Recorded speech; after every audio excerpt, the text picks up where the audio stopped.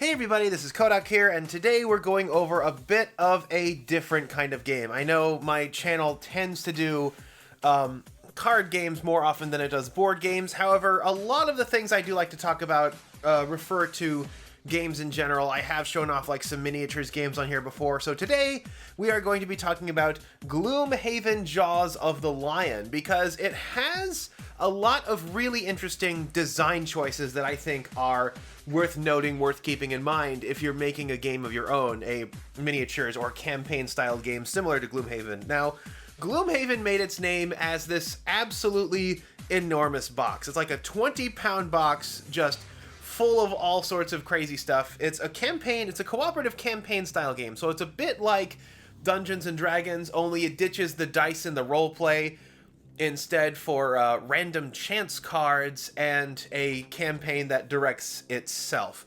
The great thing about the original Gloomhaven was that it was enormous, there was a lot of stuff to do, it was huge and full of content. However, Gloomhaven's biggest problem was that it was enormous. There was so much to do, a lot of things to deal with, a lot of stuff that just...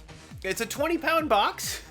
And the original Gloomhaven, it was a game where they used something similar to what I have with some of my Dungeons & Dragons tile sets here, where you actually had to, like, flip to the page in the campaign book where you go, and then you have to spend time to set all of the rooms up and all of that, and all the obstacles and all the monsters, and that takes a while. It means that, on the plus side, it means that it's a decent amount of, like, reusable stuff, like a lot of those boards are double-sided and you could do other stuff with them. The other problem, however, is that setup can take a really long time because you're having to fish through 20 pounds of cardboard to find what you're looking for. So what they did with Gloomhaven Jaws of the Lion is they deliberately took the base Gloomhaven experience and made a smaller, more accessible version. The original Gloomhaven retailed for a price fitting of its massive size. It was $140 at retail.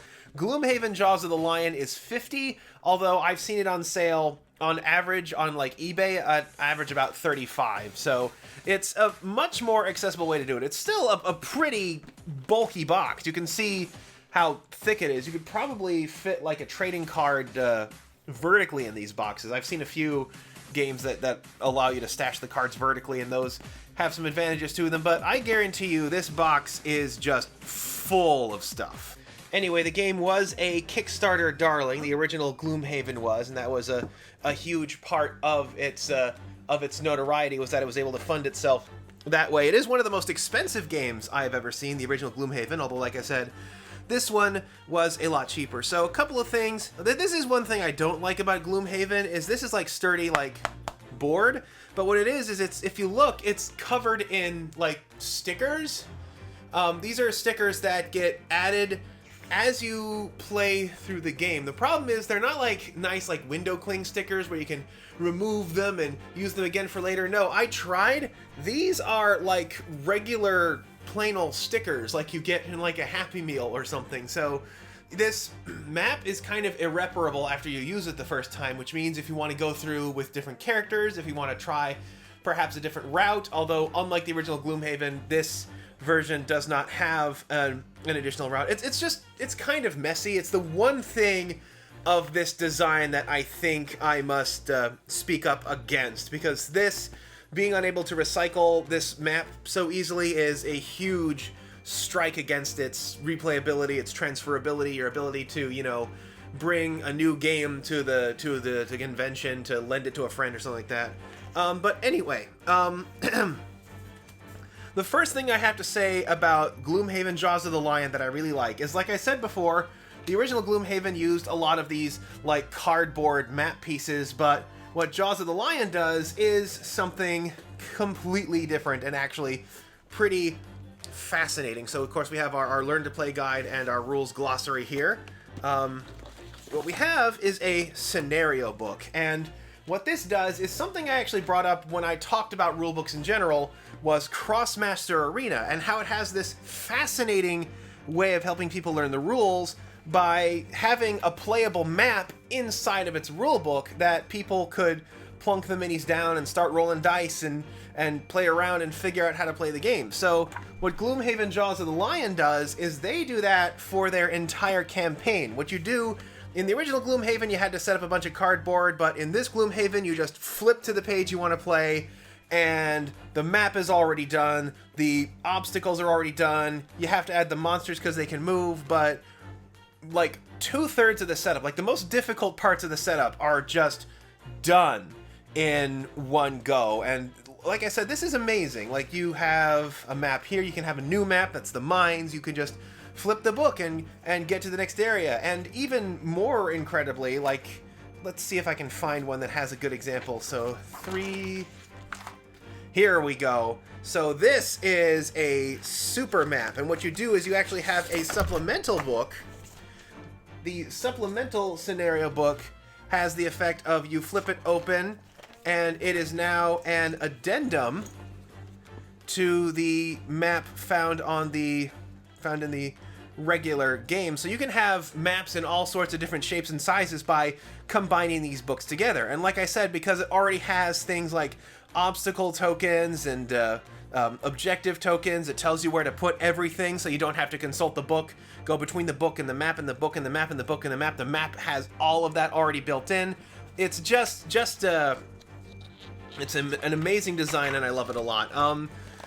Something that I have been on a kick on lately, which I admit is one of the reasons I wanted to talk about this, is I have been mulling over the idea of subscription games, like board games. You know, I'm sure you guys have heard at least at some point of Hunt a Killer, hashtag not sponsored content, which is like, you have like murder mystery games, you have like escape room games, where every month you're sent like the next chapter of an adventure, and it's got like a bunch of stuff inside. It's got like, you know, the pages, it's got like physical clues. Let's see if this is the right one, because I remember one of these actually was nice enough to, I think this might be envelope 2, because the first envelope, oh nope, this is envelope 1, because what they do is one of the clues they included was a notebook that you could use to record the information you need, the studying you were doing. You could jot down notes of the case inside of this book that they included in chapter 1.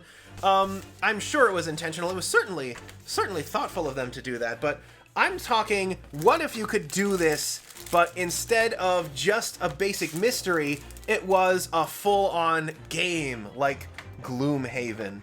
See, what I mean is, there are other forms of ring binders, like there's a plastic ring binder where you can actually like flip out the little prongs and easily put more pages in there. What if after you got the starter set that contained like a lot of the minis and a lot of the important cards and stuff, each month you were sent like 2 more pages which has the next adventure on it, along with maybe a few cards and a new miniatures chit for the for whatever new monsters are involved in the new area. Sometimes you have some fancier ones that include like some upgrade decks or something like that, but they just slot it in the book, so when you're done with the whole campaign, you flip the book back over, you start from square one, and you can just play it through start to finish. It's something that I've been thinking was a keen idea. I think maybe the problem is the large initial buy-in, but if you get enough people to buy in and you're just printing off like a few pieces of paper and some cardboard, you could easily offset anything you might lose from selling a slightly more extravagant kit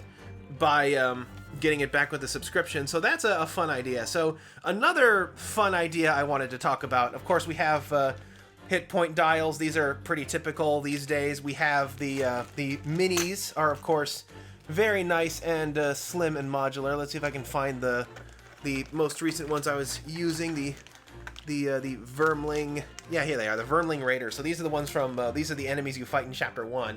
And what each of these do is each of the minis actually has a number on them, so you can tell which one is which. But what that does is that carries over to the monster cards and monster tracker. So in this absolutely genius little piece of design, what happens is the monster cards, they come with a single card that has levels 0 through 7, depending on the difficulty required at the time. For example, if we set it at level 1, we have our nasty little creature, and his stats above here for regular and elite. Elite tend to be more powerful. In this case, it has twice as many hit points, but wait, there's more, because what happens is you have this page here, and you'll remember those numbers I mentioned on these character minis before, which actually have these little mini stands so you can tell the difference between the regular and the elite. I love pawns. You could do these with little discs, little pogs if you like, but when it comes to things that have to move around on a board, there's just something about the ease of just picking up the pawn and setting it down to the next sort of spot. But like I said, that's not the genius part. What this is how you track the health of the enemy monsters. So let's say we got number 5 on the top here. We got number 5 on our top here. Let's say, oh, I go and I hit 5 for 3 damage. So what I do is I take out a 3 damage chip and I just drop it on slot 5 here. So you'd kind of have somebody at the table who's in charge of making sure that the damage of the characters is kept track of, but you don't have to put them on the actual models. It doesn't clutter up the table. It just goes on this little health monster tracking dial. And then when you defeat the monster, you can put the token away and just take the pawn off the board and plunk it down with its matching number. It's so great. It's so efficient. It's a great way to keep your board nice and clear while you're playing. It's just such an excellent piece of design. I love this design. If you're making a miniatures game that involves like maintaining like unit health or something like that, making it so that all of that information is in one little heads-up display is just a phenomenal idea.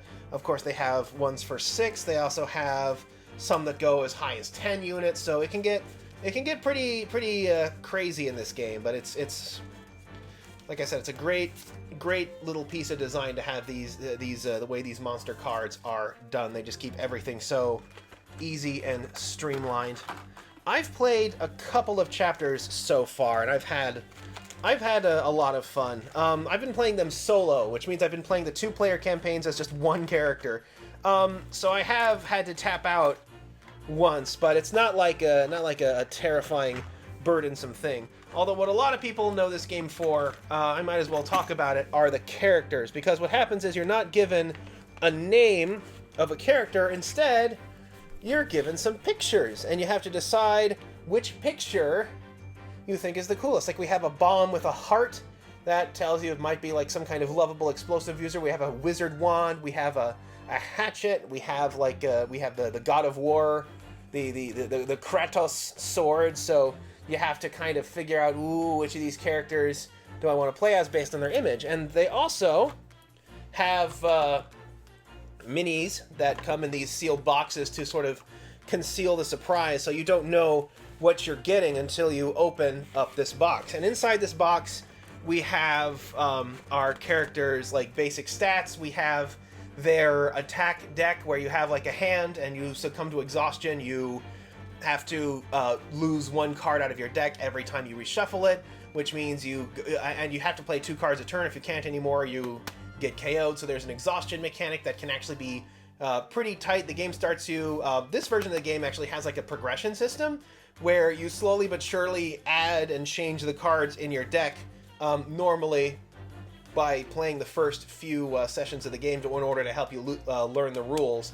So the characters slowly grow in depth and power. To my understanding, Gloomhaven, the big deal with Gloomhaven is you're supposed to constantly change characters. In Jaws of the Lion, you only have the 4 characters, so it's a lot more about having individual characters with a lot more depth that are more interesting to play sort of throughout a whole campaign. Although admittedly, the Gloomhaven Jaws of the Lion campaign is like 1/3 the size of the one from base Gloomhaven. But Gloomhaven, the original, had like 17 characters, which was way too much. But it's actually, no, I'm not going to spoil it for you. Part of the fun of Gloomhaven is that you don't entirely know what you mean. So I played as the guy with the axe on the box, but you can play as anybody. But like part of the fun of the game is seeing the kind of character you get. Like when you see like a picture of an axe, like what kind of character do you think of when you think of a guy who carries an axe around? I guarantee you're wrong. But yeah, I can use the monster attack. So what happens is when you have an ability that says, oh, it does so much damage, it does this much damage, you flip to see if that really sticks. Like, for example, This would mean the attack would do +1 damage. This would mean the attack does -1 damage. This means the attack does its printed damage. And taking these little gambles here and there is these little gambles, these little lucky breaks, these little problems. Oh, this is Hatchet's deck. Oh dear, did I put the monster deck in with Hatchet's cards? Because you can see the little Hatchet on there. You can see the axe on there. Everybody has the same deck though, so it doesn't really matter. I'm not really spoiling anything for you, but I guess I need to fix that out. I guess I put the monster, because the monsters have their own stack as well. They also can get pluses and minuses to their attacks. But yeah, it's a genius little system. Like I said, I love the use of the scenario book to be able to make it really easy and swift to set up the next chapter so that you can just get to playing that much faster. Remember my Beavis and Butthead example? Gloomhaven, the original, does not work with the Beavis and Butthead story because it just has so much that you have to do. This is a lot more swift to put together. The tracking of the health by having like a dedicated little envelope that lets you set the difficulty of the monsters and track their health simultaneously, I also think is an act of genius. So these are some fantastic streamlining ideas. If you are building a game that uses any kind of similar system, it's not a bad idea to learn a few things from Gloomhaven, Jaws of the Lion. So this is Gloomhaven, Jaws of the Lion by, what is it? Yeah, Cephalofair Games, a little Kickstarter darling from a couple of years ago, but I was able to find this in like my Target, so if you want to have like a fun like Dungeons and Dragons game, but nobody really wants to be the DM, then this will do it for you. So until next time, this is Gloomhaven, Jaws of the Lion, and this is Kodak signing off.